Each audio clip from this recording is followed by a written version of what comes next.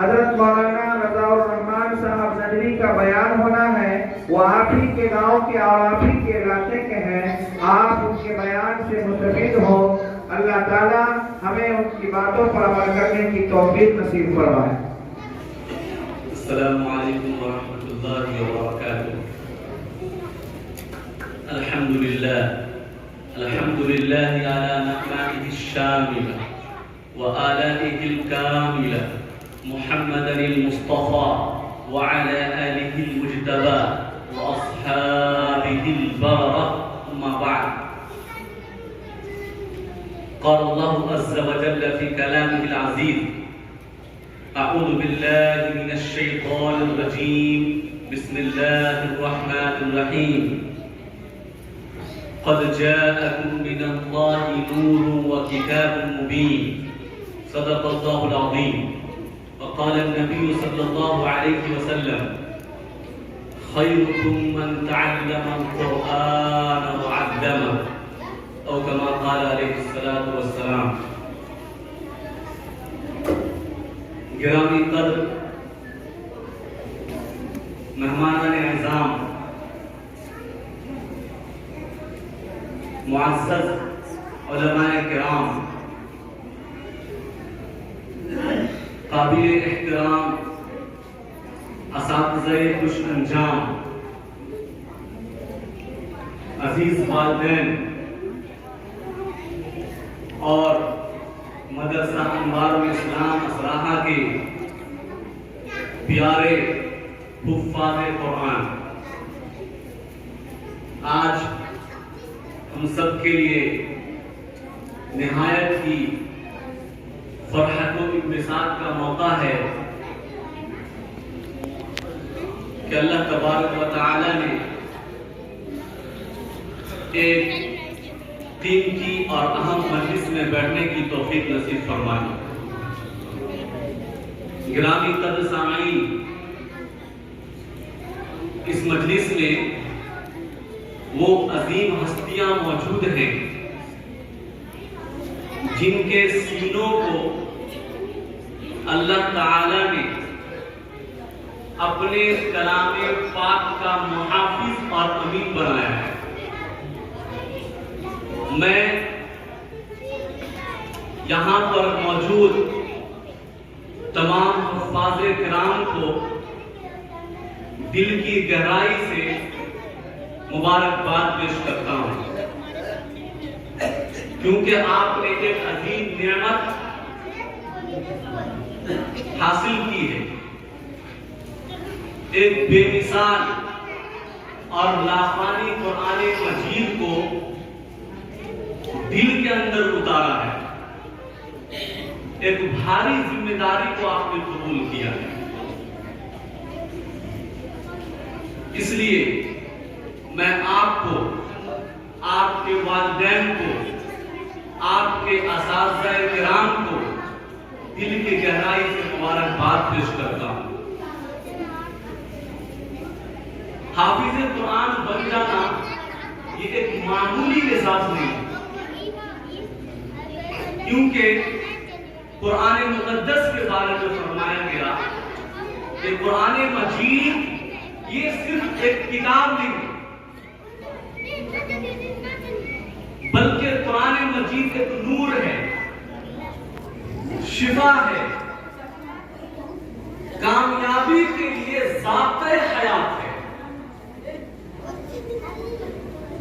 حدیث مبارکہ میں فرمایا گیا کہ خیرکم من تعلم القرآن وعلمہ، تم میں سب سے بہتر، جمع کا صیغہ استعمال ہوا ہے، تم میں جتنی انسانیت ہے، جتنے لوگ اس فانی دنیا میں زندگی گزارے، تمام میں سب سے بہتر خیرکم من تعلم القرآن وعلمہ، جو قرآن کو سیکھتا ہے اور سکھاتا ہے۔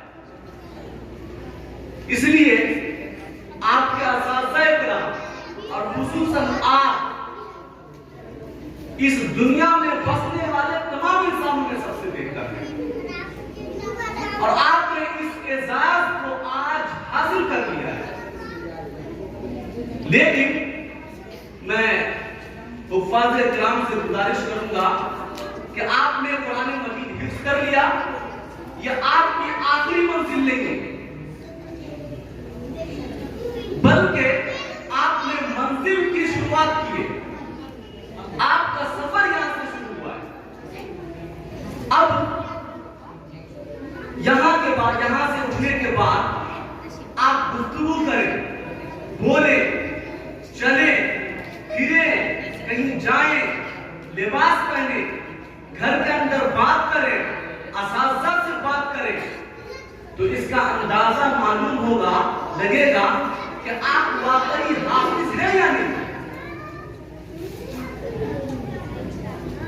حافظ یہ اللہ تعالیٰ کا ایک صفاتی نام بھی ہے، الحافظ ایک صفاتی نام ہے، اور وہ صفاتی نام قرآن مقدس میں حفظ کرنے کے بعد اللہ تعالیٰ ایک حافظ کو اس صفاتی نام سے موسوم کر رہا ہے کہ آپ قرآن مقدس کے حفظ کرنے کے بعد آج سے آپ کو حافظ کہا جائے گا۔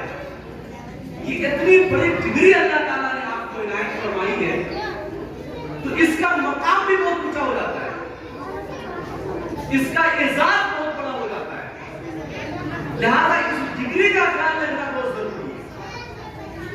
عام طور پر ہوتا ہے معاشرے میں، گاؤں اور علاقے میں دیکھنے کو ملتا ہے کہ حافظ بن گئے، لیکن یہ محسوس نہیں ہوتا کہ واقعی وہ حافظ ہے۔ آپ جب کہیں جائیں تو قرآن آپ کے لب و لہجے سے، آپ کے باڈی لینگویج سے جھلکنا چاہیے کہ آپ کے اندر قرآن ہے، آپ قرآن کے حافظ ہیں، آپ قرآن کے داعی ہیں، آپ قرآن کے مبلغ ہیں۔ حافظ کا جو ایک مستہ آپ کو ملا ہے، ایک تمغہ آپ کو ملا ہے، اس تمغے کو جانے مت دیجیے۔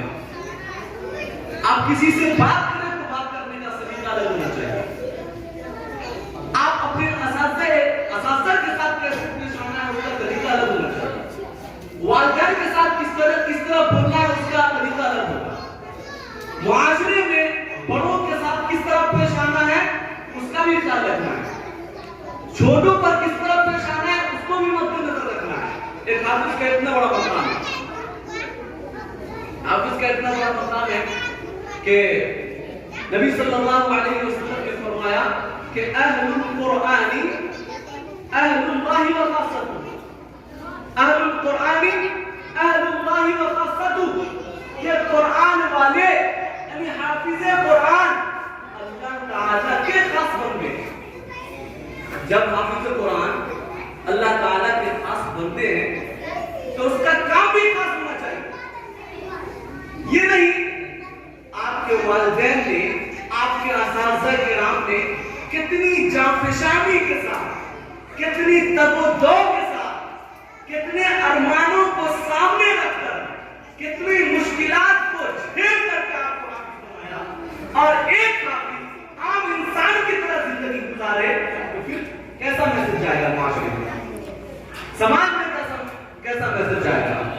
آپ کے والدین کو یہ افسوس نہیں ہونا چاہیے کہ ہم نے اپنے بچے کو غلط حافظ بنا کر غلط کیا ہے۔ عام طور پہ دیکھتا ہوں کہ حافظ جب بن جاتے ہیں تو اس کو محسوس ہی نہیں ہوتا کہ میرا کتنا بڑا مقام ہے، اس کو لگتا ہی نہیں کہ مجھے کون سی ڈگری ملی ہے۔ ممکن ہے کہ آپ کو اس دنیا میں وہ مقام، وہ مرتبہ نہ ملے، لیکن حافظ کہاں جانا، اس سے بڑی ڈگری کیا ہو سکتی ہے، اس سے بڑا انعام کیا ہو سکتا ہے۔ اور آخرت میں انعام بتا دے رہا ہوں، بار بار سنتے رہتے ہیں لیکن تازہ کر دے رہا ہوں، تاکہ آپ جب آج کے بعد سے آپ کی لائف ہوگی وہ لائف بالکل الگ ہونی چاہیے، کیونکہ آپ قرآن کے حامل میں سے ہوں گے۔ اللہ کے رسول صلی اللہ علیہ وسلم نے فرمایا کہ حافظ قرآن کا مقام دنیا میں تو ہے ہی، آخرت میں اتنا بڑا مقام ہے کہ ان کے والدین کو ایک ایسا تاج پہنایا جائے گا جس کی روشنی سورج سے زیادہ بڑھتر ہوگی۔ یہ اللہ کے رسول نے حافظ قرآن کے بارے میں کہا ہے، ایک عام انسان کے بارے میں یا کسی دوسرے شخص کے بارے میں نہیں کہا ہے، اور لہذا حافظ قرآن کو کس طرح رہنا چاہیے؟ حافظ قرآن کا مقام اتنی بڑی اہمیت، اتنا بڑا احساس، کیونکہ حافظ قرآن ایک عام بندہ نہیں ہوتا، ایک عام شخص نہیں ہوتا، ایک عام مسلمان نہیں ہوتا ہے، حدیث سے بڑھ کر ہے۔ علامہ غزالی رحمۃ اللہ علیہ احیاء علوم الدین میں لکھتے ہیں کہ حقیقی حافظ وہ نہیں، اور سے سنیں گے علامہ غزالی رحمۃ اللہ علیہ فرماتے ہیں احیاء علوم الدین میں کہ حقیقی حافظ وہ نہیں جو قرآن کے الفاظ کو رکھ لے، قرآن کے الفاظ کو یاد کر لے، وہ حقیقی حافظ نہیں ہے۔ حقیقی حافظ تو وہ ہے کہ جس کا دل قرآن کے نور سے منور ہو۔ قرآن کا نور کیا ہے؟ آپ کی زندگی کے ہر لمحے میں، ہر گوشے میں رہنمائی کرے، یہ قرآن کا نور ہے۔ آپ کے تمام اعضاء قرآن کے تابع ہو، جسم کے جتنے اعضاء ہیں قرآن کے تابع ہونا چاہیے، یہ حقیقی قرآن کا حافظ ہے۔ علامہ غزالی رحمۃ اللہ علیہ نے احیاء العلوم میں فرمایا ہے، علامہ ابن قیم رحمۃ اللہ علیہ الفوائد میں فرماتے ہیں کہ قرآن کی حافظ قرآن کی ذمہ داری ہے کہ صرف حافظ بننا کافی نہیں ہے، بلکہ وہ اپنے عمل سے ثابت کرے کہ میں حافظ قرآن ہوں، ورنہ اس کی زندگی بے اثر ہو جاتی ہے۔ علامہ ابن قیم رحمۃ اللہ علیہ کہنا ہے۔ مولانا اشرف علی تھانوی رحمۃ اللہ علیہ فرماتے ہیں کہ جو حافظ قرآن گناہ میں پھنس جائے وہ قرآن کی بے ادبی کرتا ہے۔ اگر آپ سے گناہ صدر ہوتے ہیں، آپ سے کوئی غلط کام ہوتا ہے تو قرآن کی بے ادبی۔ شاہ محدث دہلوی رحمۃ اللہ علیہ فرماتے ہیں حافظ قرآن کے بارے میں کہ قرآن کا یاد کرنا باعث سعادت ہے، لیکن اس کے مطابق زندگی گزارنا اس سے بڑی سعادت ہے۔ مولانا ابو الحسن علی حسین ندوی رحمۃ اللہ علیہ فرماتے ہیں کہ حفاظ قرآن امت کا سرمایہ ہے، امت کا سرمایہ ہے، لہذا ان کے کردار سے قرآن کے روح جھلکنی چاہیے۔ روح آپ گزرے لوگ سمجھے کہ حافظ قرآن جا رہا ہے، آپ بات کریں تو لگے سامنے والے کو کہ نہیں یہ قرآن کا مبلغ اور داعی ہے، قرآن کا حافظ ہے، یہ محسوس ہونا چاہیے۔ علامہ اقبال علیہ الرحمہ نے فرمایا کہ وہ زمانے میں معزز تھے مسلمان ہو کر، کون؟ وہ زمانے میں معزز تھے مسلمان ہو کر، اور تم خار ہوئے تاریخ قرآن ہو کر۔ کتنی بڑی بات فرمائی۔ آج ہندوستان میں مسلمانوں کی سچویشن ہے، کیوں؟ یہی ہے۔ علامہ اقبال علیہ الرحمہ کا جو لافانی شعر ہے اس سے کوئی انکار نہیں کر سکتا ہے۔ کتنا بڑا مقام ہے، کتنے اکابرین امت کے اقوال حفاظ کرام کے بارے میں فرمائے گئے۔ حضرت عائشہ رضی اللہ تعالی عنہا سے پوچھا گیا کہ آپ صلی اللہ علیہ وسلم کا اخلاق کیا تھا، کیسا تھا؟ تو کہا کہ کان خلقہ القرآن، کان خلقہ القرآن، آپ صلی اللہ علیہ وسلم کا اخلاق قرآن تھا، یعنی قرآن کے اندر جتنی باتیں ہیں، جتنے احکامات ہیں، جن چیزوں کو کرنے اور کہنے کا حکم ہے، رکنے سے منع ہے، آپ صلی اللہ علیہ وسلم کی زندگی اس سے عبارت تھی۔ بولتے تھے تو محسوس ہوتا تھا، چلتے تھے تو اس سے لگتا تھا، کہاں محسوس ہوتا ہے؟ بہت افسوس کے ساتھ کہنا پڑ رہا ہے کہ حافظ قرآن آج اپنے مقام کو یہ سمجھ پا رہے ہیں کہ میں حافظ ہوں، لگتا ہی نہیں ہے کہ آپ حافظ ہیں۔ اس لیے آج اس حقیر اور فقیر کا آپ کو ایک قیمتی بڑا پیغام ہے کہ اللہ تبارک و تعالیٰ نے جو آپ کو ایک قیمتی تمغہ، قیمتی نام اور قیمتی سرمایہ عنایت کیا ہے، اس کا پاس و لحاظ رکھیں۔ اپنے اساتذہ کا احترام، والدین کا احترام، نمازوں کی پابندی، عاجزی، انکساری، ادب، تواضع، تقوی، طہارت، یہ حفاظ کرام کی شان اور پہچان ہے۔ حافظ قرآن وہ نہیں جس کے اندر تواضع نہ ہو، جس کے اندر تقوی نہ ہو، جس کے اندر طہارت نہ ہو۔ آپ لاکھ جو ہے قرآن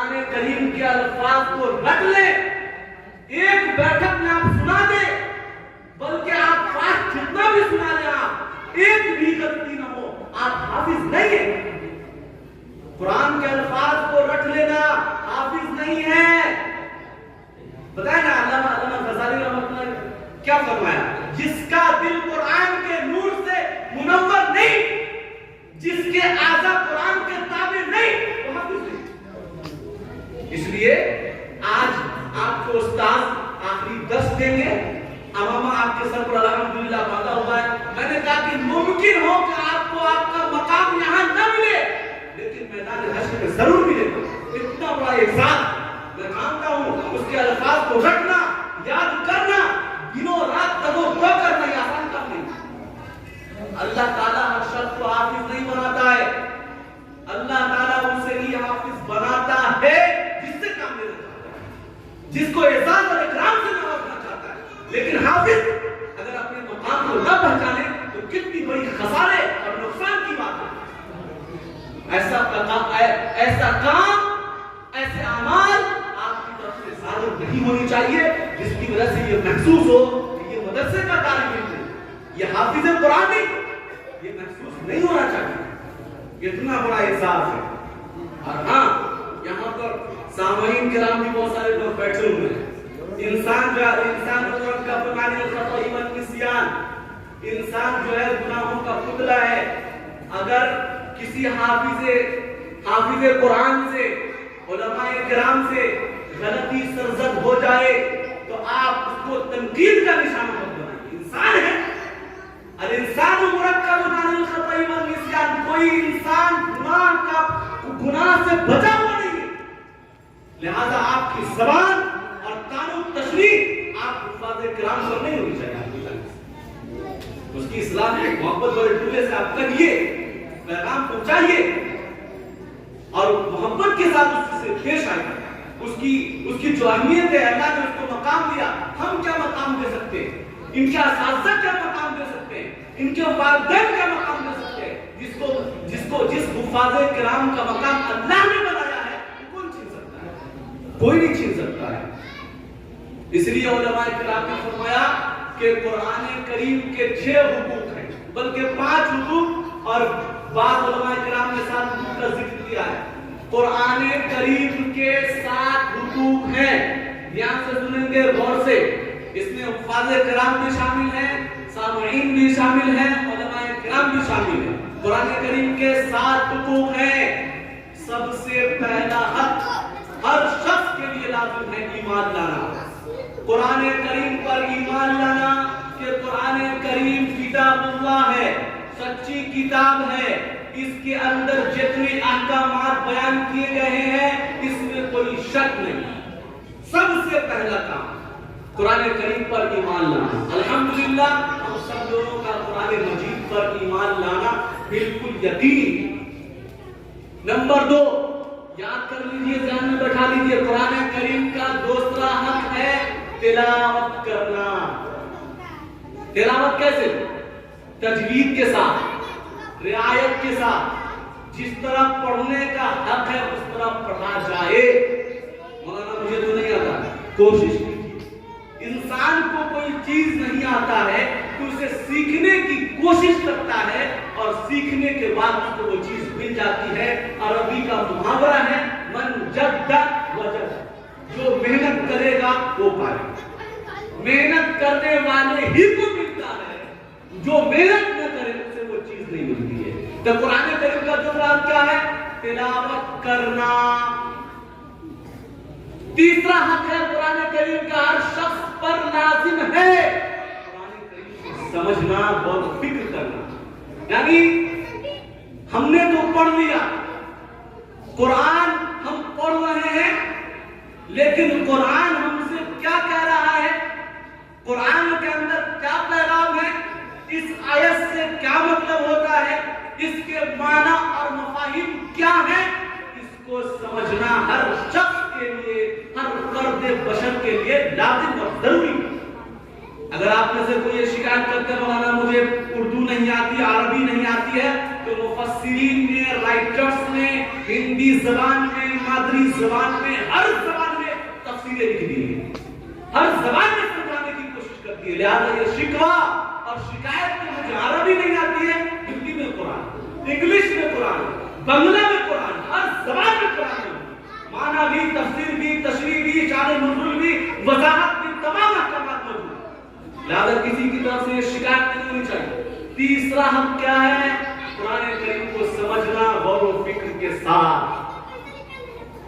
चौथा हक यह है कि अगर आप समझ गए हैं तो उस पर अमल करना जरूरी है। आपको मालूम होगा कि उसके अंदर अहकामात फला चीजें बयान की गई, फला चीजों को लिख दिया गया, और फिर आप पढ़ते चले जा रहे हैं और समझते चले जा रहे हैं। अमल कौन करेगा, किसके लिए आया? ये कुरान करीम का चौथा हक है हर इंसान के लिए, उस पर अमल करे। हज़रत अबू बकर के गालिबन हज़रत अबू बकर रज़ियल्लाहु ताला उनके मुतालिक है कि एक आयत पढ़ते थे, जब तक उस पर अमल नहीं कर लेते उसकी आयत नहीं पढ़ते। ज्यादा शख्स की जिम्मेदारी है कि अमल करे, अमल जरूरी है। कुरान के अंदर जो अहकामात है, कुरान समझ में नहीं आता कि अहकामात कैसे अमल करे, उसके अंदर तो कुछ क्या पता ही नहीं चलता। आपके पास जब कोई खत भेजता है आपका दोस्त, आपके मुतालिकीन, आपके रिश्तेदार खत भेजते हैं, कोई पैगाम भेजते हैं या व्हाट्सएप मैसेज करता है, खत का सिलसिला तो मुंतक़िल हो गया, खत्म हो गया, अब व्हाट्सएप मैसेज चलता है, क्या कहते हैं ईमेल पे मैसेज आते हैं, वो नहीं समझ में आता कि इंग्लिश में क्या, जब मोबाइल वाला ये अकाउंट वाला अगर भेज देता तो समझ में नहीं आता क्या मेरे अकाउंट का पैसा तो नहीं कट गया, क्या हुआ। आप उस वक्त तक परेशान होते हैं जब तक उस मैसेज को मुकम्मल तौर पर समझ नहीं लेते हैं। तो फिर कुरान जैसा गाइड बुक जो है हमारी जिंदगी के लिए दायरा अमल, कामयाबी का जो ज़ाब्ता हयात है, उसको समझने की कोशिश क्यों नहीं करते हम लोग। इसलिए आप शख्स पर जरूरी है कि कुरान करीम को समझने के बाद अमल करे। और समझना जरूरी आसान है, कोशिश तो होनी चाहिए। अमल करने के बाद पांचवा हक है तबलीग, यानी आपने अमल कर लिया, कुरान के अहकामात पर अमल कर लिया, कुरान के मनहियात पर अमल कर लिया, अब हर शख्स के लिए लाजिम है कि उसके पैगाम को हर शख्स तक पहुंचाया जाए। ये कुरान करीम का पांचवा हक है, हर शख्स पर लाजिम है कि इसके अहकाम को पहुंचाना जरूरी है। अगर आप अहकाम को नहीं पहुंचाएंगे हर तरफ से कूटे और पीटे जाएंगे, और ये हमारे साथ हो रहा है। कुरान मुकद्दस का ऐलान है वल्लाहु इन्नल इंसाना लफी खुस्र, ज़माने की कसम सारे इंसान घाटे में हैं, इल्लल्लज़ीना आमनू व अमिलुस सालिहात व तवासौ बिल हक़ व तवासौ बिस सब्र। चार लोग हैं जो घाटे में नहीं है। इल्लल्लज़ीना आमनू, सिर्फ लोग हैं जो ईमान लाए, व अमिलुस सालिहात, इल्लल्लज़ीना आमनू व अमिलुस सालिहात, नेक अमल करते रहे, व तवासौ बिल हक़, हक की वसीयत करना हर शख्स के लिए लाजिम है। एडवोकेट के पास पहुंचाना जरूरी है, उसके बाद जो है डॉक्टर के पास इसके पैगाम को पहुंचाना जरूरी है, हाकिम के पास इसके पैगाम को पहुंचाना जरूरी है, बादशाह के पास इसके पैगाम को पहुंचाना जरूरी है। उसके बाद इसके पैगाम को पहुंचाने में दुश्वारी आएगी, वो तवासौ बिस सब्र, सब्र का हुक्म है। कुरान मुकद्दस का कोई हुक्म गलत नहीं हो सकता। इसी वजह से कहा वल्लाहु, ज़माने की कसम अल्लाह ताला का है, इन्नल इंसाना लफी खुस्र, सारे इंसान घाटे में हैं सिवाय चार लोग। चार लोगों का काम ये है, वो चार लोगों में सिर्फ उलमा नहीं, मुफ्तियान नहीं, हुफ़ाज़ किराम नहीं, हर इंसान है। हर इंसान की जिम्मेदारी इल्लल्लज़ीना आमनू, ईमान लाना है, व अमिलुस सालिहात, नेक काम करना है, व तवासौ बिल हक़, हक के हक का ऐलान, हक की वसीयत, व तवासौ बिस सब्र। जब हक का ऐलान करेंगे जेल जाना पड़ेगा,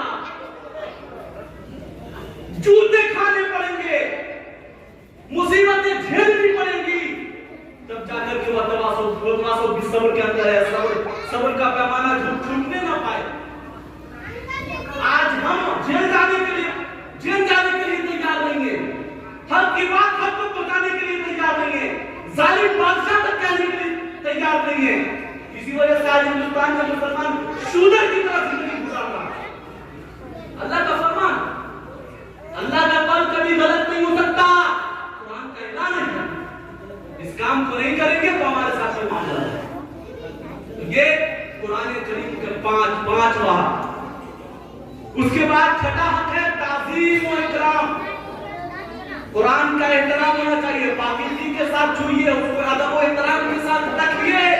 ये कुरान करीम का छठा। उसके बाद सातवां हक है अपने ऊपर नाफिज करना।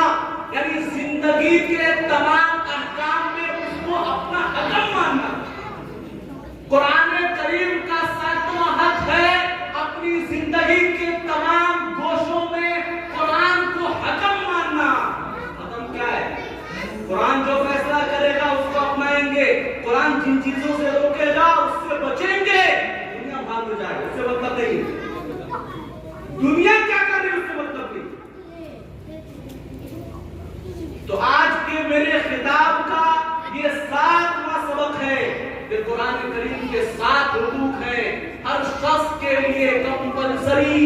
It is very important for all human being. ضروری ہے ہر شخص کے لیے کہ یہ 7 حق کو اپنی زندگی میں لانے کی نافذ کرنے کی کوشش کریں. قرآن اسی وجہ سے ہمارے ساتھ یہ معاملات پیش آ رہے ہیں. میں اللہ تبارک و تعالیٰ سے دعا گو ہوں کہ اللہ تبارک و تعالیٰ ہم تمام لوگوں کو کہی ہوئی باتوں پر عمل کرنے کی توفیق نصیب فرمائے. اور یہاں کے مدرسہ انوار الاسلام کے اساتذہ کرام اور حفاظ کرام کے والدین اور ان کے محبین اساتذہ کرام کو اور سامعین کو میں مبارکباد پیش کرتا ہوں کہ یہ اعزاز جو اللہ تبارک و تعالیٰ نے آپ کو بخشا ہے ان اساتذہ کرام کی محنتوں کے نتیجے میں, والدین کی دعاؤں کے نتیجے میں. لہذا اپنے استاد کے مقام کو پہچانیے, والدین کی بات کو مانیے اور آپ کی جانب سے کوئی ایسا عمل صادر نہ ہو, کوئی ایسا کام نہ کرے, کوئی ایسی بات نہ کرے جس سے یہ سامنے والے کو محسوس نہ ہو کہ آپ حافظ نہیں ہیں.